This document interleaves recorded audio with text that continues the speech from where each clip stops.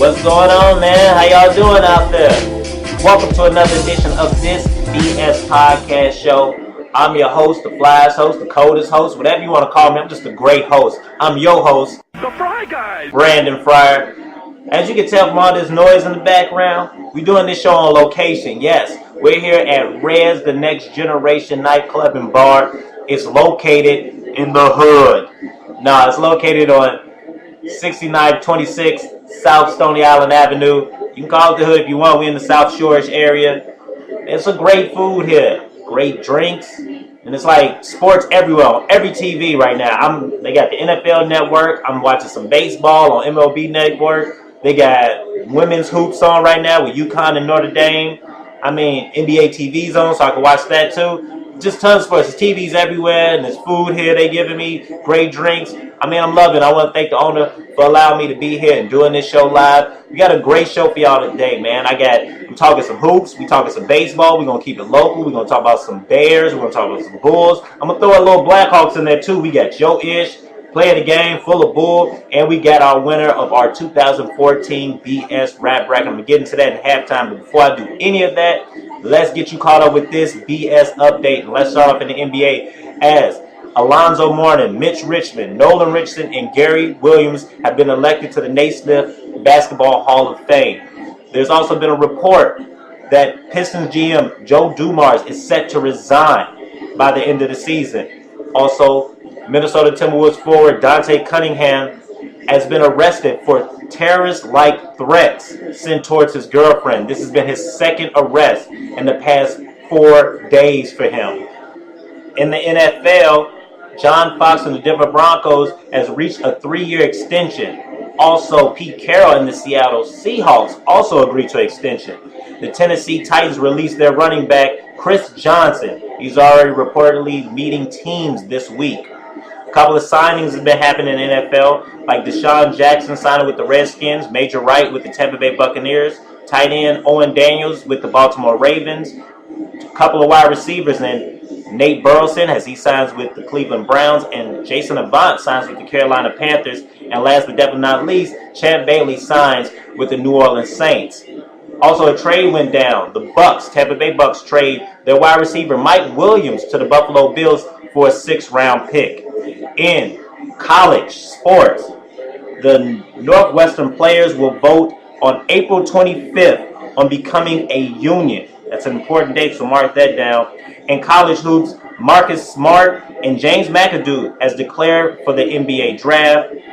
Daniel Manning has agreed to become the Wake Forest head coach. Michael Curry agrees to become the Florida Atlantic head coach. And Calvin Sansom, the Houston Rockets assistant, has agreed to become the University of Houston's head coach.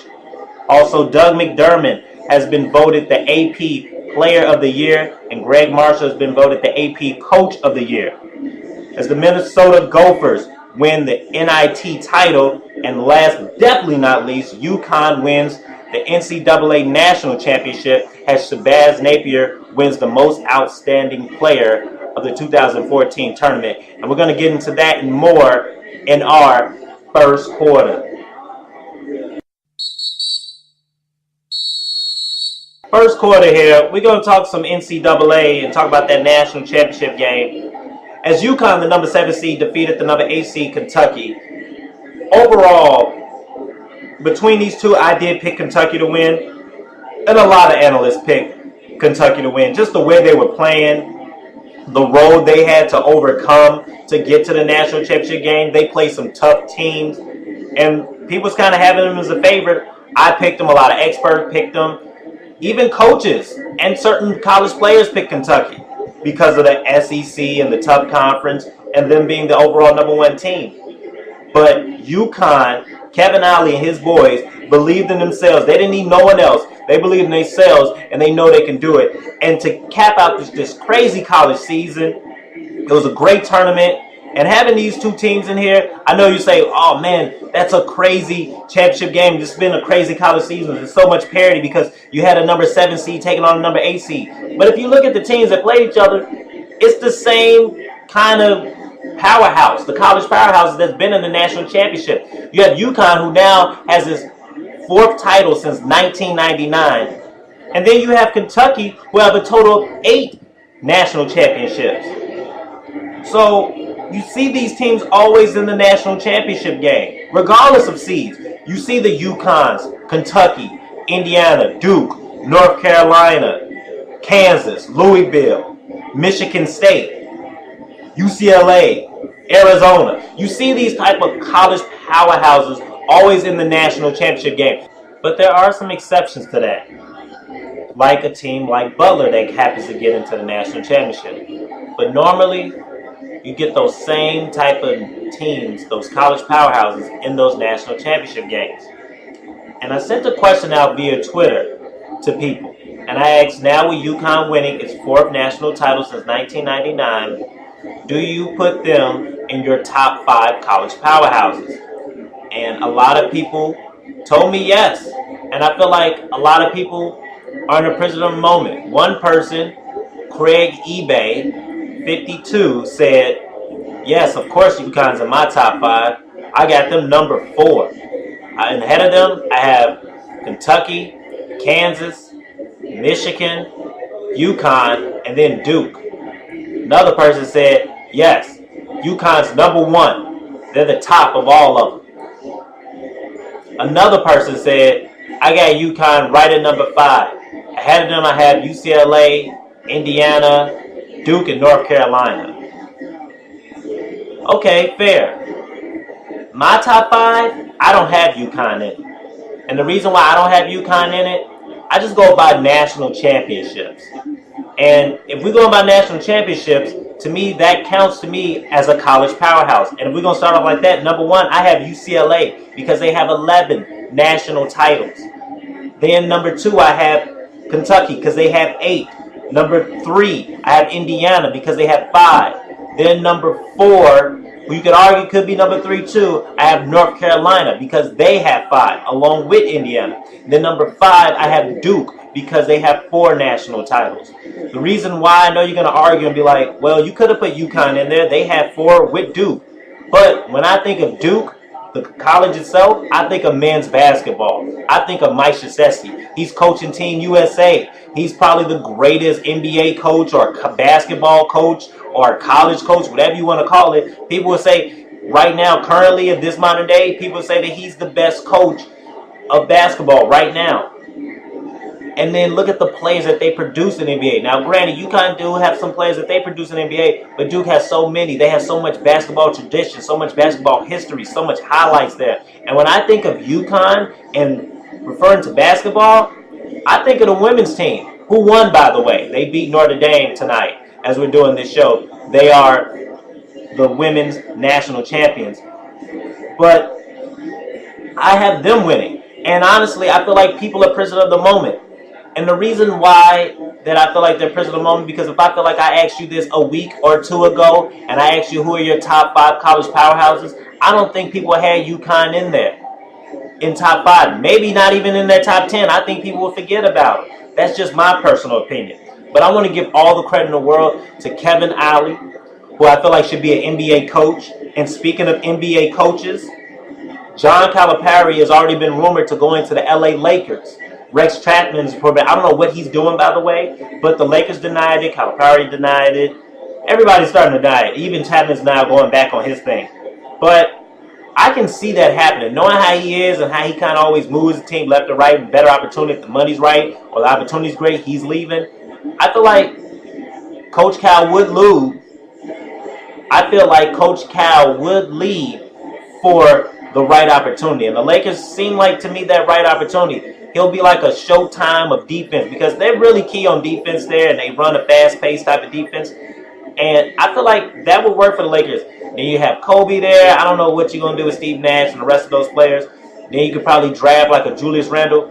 By the way, with Julius Randle, why is it with these freshmen, which I feel like this draft is kind of getting a little overhyped, but every time on these big games, the freshmen or these big-time players never show up. Look at Jabari Parker when Duke lost. Look at Kansas when he had a bad game, and Andrew Wiggins when Kansas lost. Look at Julius Randle.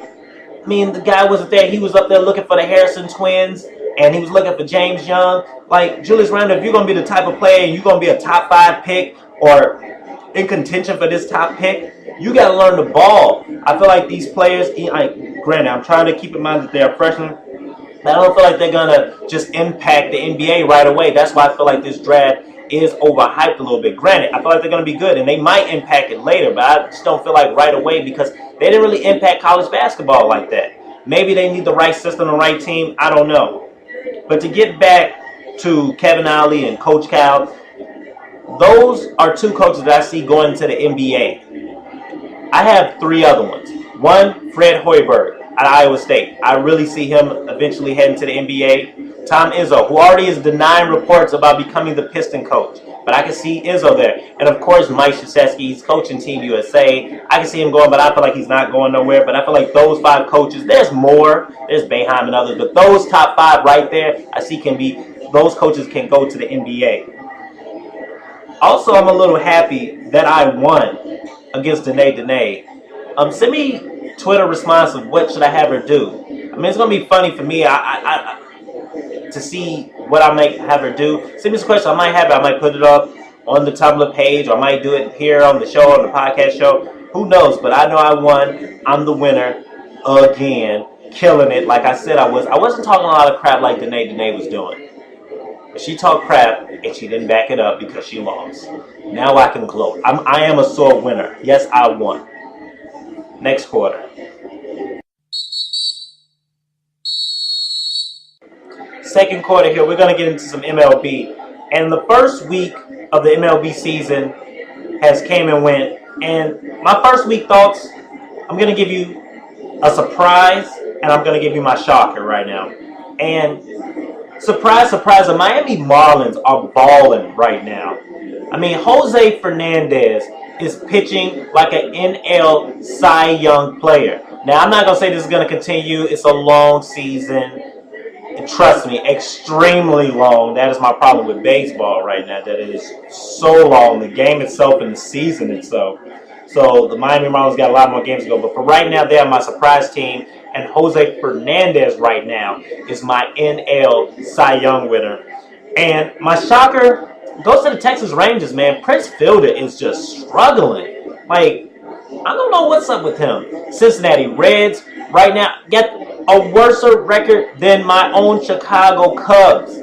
Now, I know you lost Dusty Baker, you lost some pieces, but they still got pretty much the same team intact. Maybe they lost a few pitchers, but, I mean, what are they doing over there? But the Texas Rangers I'm more surprised about, and Prince Fielder is just struggling. Maybe that trade affected him big time. Another thing that shocked me this week in baseball was Billy the Cub. He's the unofficial Chicago Cubs mascot, and he got into a fight in a bar like so. In a place like this, he would get into a fight because somebody took off his helmet, and he just decked him. And he's already reporting that, look, man, the guy tackled me to the ground. I'm watching the video. The video's up on our Tumblr page, thefryguyBS.tumblr.com. It's up on there, and he's not on the ground. I don't see him on the ground, so I call BS on that. I definitely call BS. I'm smelling something. Smell like, what's that? Is that BS right there? Yeah, that smells like BS. Billy Cub, you BSing me right now. You almost made my full of bull. You almost made it. I have a better one, but you almost made it. Another thing that was interesting, Hank Aaron. You know, his anniversary came of him hitting his home run. And one thing, he had his thoughts on race in America. And he talked about the lack of African-American baseball players in the MLB.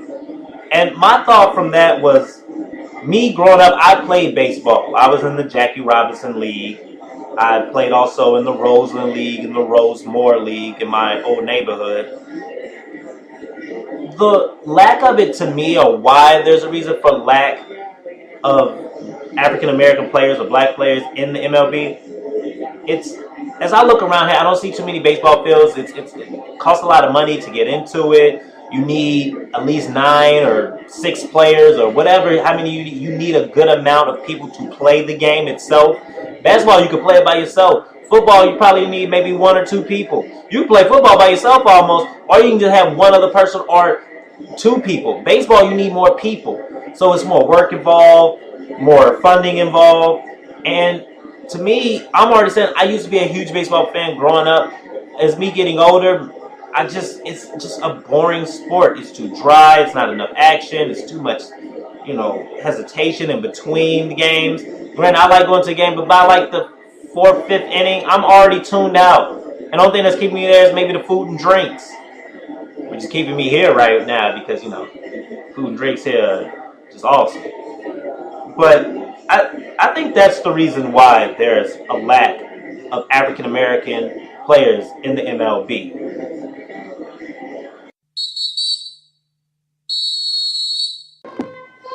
Oh, it's halftime. They got the music up. You know what that means. It's time for our results for our 2014 BS Rap Bracket. As you can tell by the music or the instrumental in the background right now. Perfect time too, by the way. Our winner is Kanye West. He is our winner of our first ever 2014 BS Rap Bracket. He came out of the Midwest.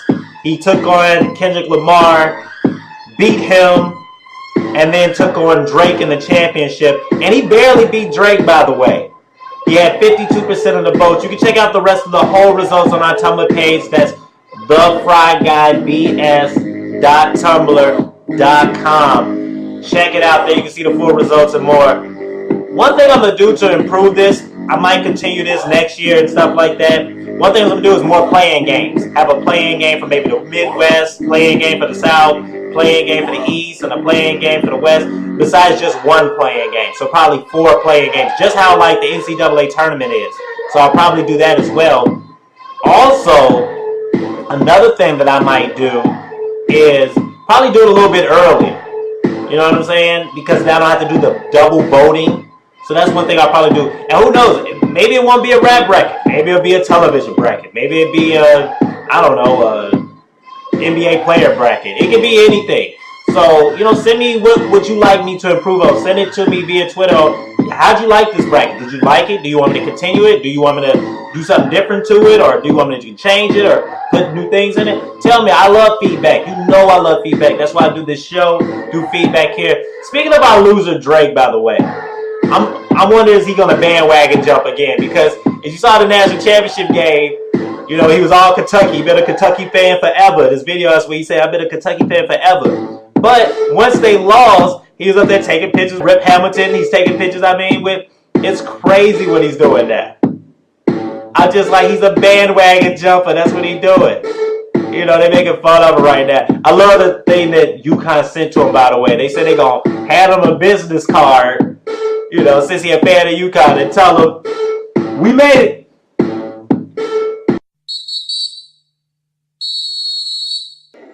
Shouts out to the chef, because it's cool right now. Oh, boy. Little rice joint is just superb. Yeah, I'm eating while I'm doing this. Let me eat, You probably eating listening to this. Let me eat. I'm hungry. I'm human. But no, we're going to get into some local point of view right now. We're going to talk some Bulls, Bears, Blackhawks. And I want to first start off with the Bulls. I may have to rethink the whole Melo thing. Now, granted, I'm still standing by what I'm saying. If you can get Melo, get him. But I'm not a huge believer of giving up the whole team for him, because then what's your identity then? The way this team is playing, by the way, is awesome. And I actually want to keep some of the people that they have on their team. Like a DJ Augustine, Taj Gibson. I feel like you could retool this team and make it a better team. Now I get what John Paxson, the GM, well, not really the GM, he's more of the president, and Gar Forman is the GM. But what they're thinking, talking about this is retooling, not rebuilding, I feel like you need to keep DJ Augustine. Because you don't know what you're getting from Derrick Rose. And if Derrick Rose goes down, why not have DJ Augustine as the backup? You can keep a Kirk Hinrich as a nice combo guard on a vet minimum. All you need is a wing player. And now, since the Bobcats made the playoffs, you get 2 picks now. You got Charlotte's pick and you got your pick. So you're going to be picking in that 10 to 20 range too. You could probably package that, get you a nice wing player, and get you a nice young, up-and-coming, maybe future superstar type of player, and package that, and your team can be retooled and be a better team that can compete with Indiana, which I feel like they can probably knock out Indiana right now, how they're playing. The Heat and other teams in the Western Conference, this team's not too far off, especially because no one now to me is Defensive Player of the Year. So you can retool this team really easy. So if no Melo, no problem. That's how I'm looking at it. I want to get into the Bears. I'm going to give you my mock draft for them. It's time of the month. This is going to be my mock draft for the Chicago Bears. They're 7-round draft. They only have they have 7 picks, but they're at 6 rounds. But this is the mock draft 4.0. I've been doing it every month. This is the last month. This is the last month I'm going to do all these mock drafts because after this, I'm going to put on my Tumblr page of my mock draft for all teams, not just the Chicago Bears. But for the Chicago Bears in the first round, I got the Chicago Bears taking defensive tackle Aaron Donald. Now, I know what you're thinking. You know, I can see them picking a quarterback too, or why not a safety? I feel like the fall off from these safeties in this draft is not too big of a gap between the defensive tackle fall off from their best available defensive tackle, regardless of the best available safety. In the second round, I have them going safety. I have them taking Jimmy Ward. I feel like he's going to fall a little bit. So I think unless Green Bay reaches for them in the first round, but I have Jimmy Ward. If not Jimmy Ward, you get Deion Buchanan. You get a safety somewhere in that second round. Third round, I have them going linebacker. I have them getting Smallwood out of Connecticut. The linebacker, he played with the defensive line coach now for the Bears. I feel like James Smallwood would be a perfect pick. Then I got Luchez Purifoy out of Florida, cornerback, fast guy. He's like a triple threat weapon. I feel like he'll be great on special teams. Pick him in the 4th round, and it adds quarterback depth for you. Then I got Dak, Anthony Thomas, wide receiver, halfback, special teams type of guy. You can have him play a number of positions, kind of be your Percy Harvin of your offense.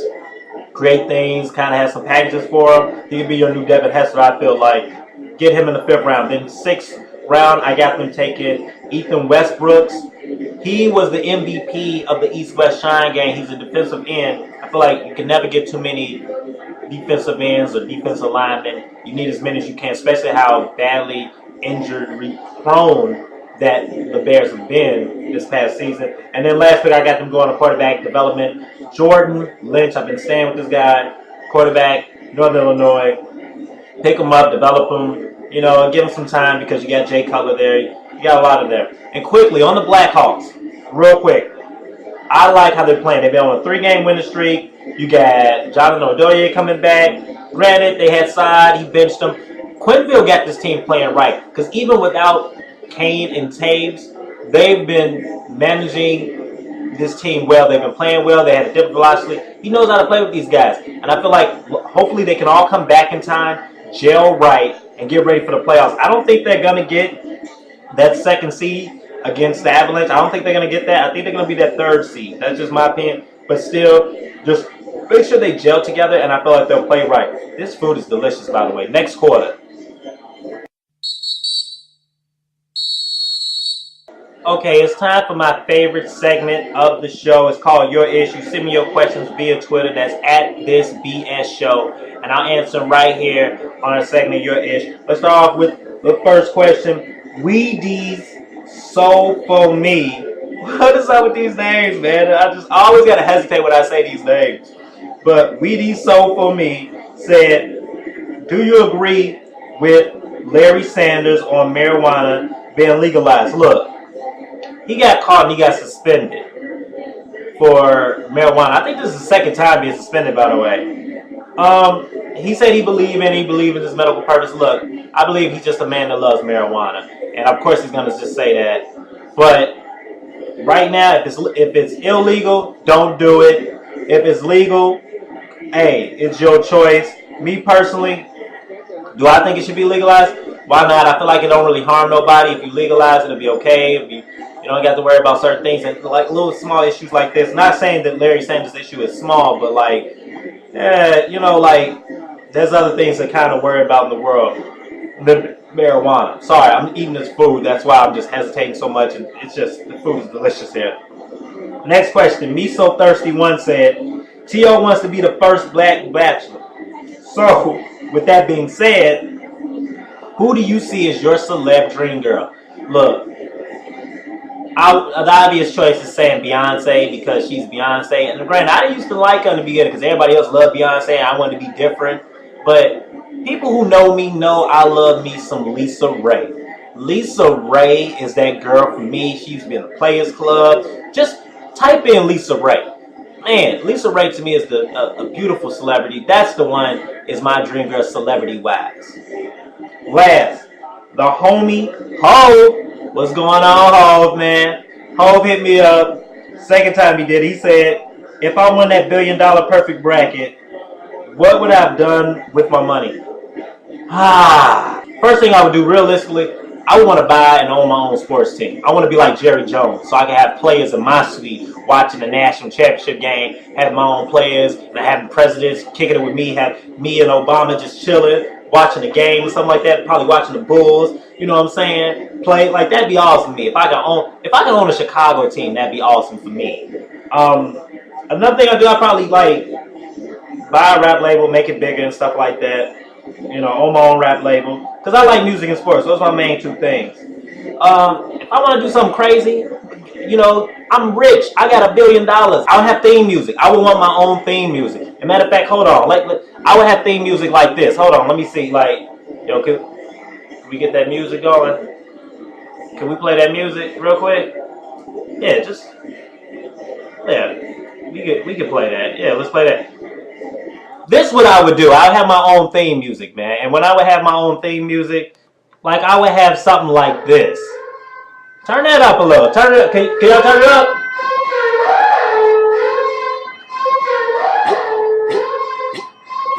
Everywhere I would go, I would have this as my theme music. That's what I would do. If I had $1 billion. Just people follow me. I'll have Kanye West live doing the song for me. Before I get up out of here, I want to give you my BS play of the game. It goes to Kevin Durant of the Oklahoma City Thunder. He just passed Michael Jordan for consecutive games of having 25 points or more. To me, he's my MVP, so he is my BS player of the game and MVP of this NBA season. My full of bull goes to you radio personality Boomer Esiason and that New York radio personality Mike Francesco, whatever his name is, for getting on Mets outfielder, infielder, utility man Daniel Murphy for leaving only 2 games of a long MLB season, for leaving to see his child being born, his first child, matter of fact. How you gonna tell a man what he should do and how he live? Okay, so do not feed me BS and call it sugar grits, because I don't care what y'all would do. Don't tell me how to live my life. If I was Daniel Murphy, he handled it so classy, but I think I would have went ignorant. That's just me. Remember, go on my Twitter page, send us your stuff so I can have it for your ish. That's at this BS show. Go on my Tumblr page, check out that Billy the Club fight. Check it all out. Check out the results for the BS, our 2014 BS rap bracket. I'm sorry, man. There's so much stuff going on right now. I'm like stuttering. I want to thank Rez, the New Generation, Nightclub and Bar for letting me do my show live here. Shout out to my man Devin, the Game family, my homie Lawrence Holmes, J Hood, all y'all for giving me that feedback. I'm your host, like always, The Fry Guys, Brandon Fryer. Thank y'all for tuning in to this BS podcast show. And remember, life is a game, so play hard all 4 quarters. 2 fingers in the air. Peace. I'm out of here. Yo, can I get some more food? That was good. Thank you. Come again.